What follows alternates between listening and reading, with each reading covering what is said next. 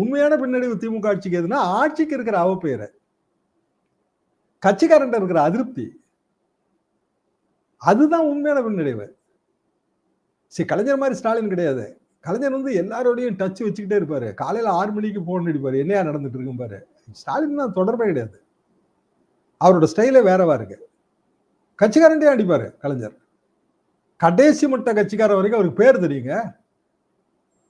கலைஞரை நம்ம போய் பார்த்துட்டு முதலமைச்சராக இருக்கும்போது பார்த்துட்டு மாடியில் போய் பேசிட்டு கீழே இறங்கி வருவோம்ல, நிறைய பேர் நிற்பாங்க, டிஆர் பாலு எல்லாம் நிற்பாங்க.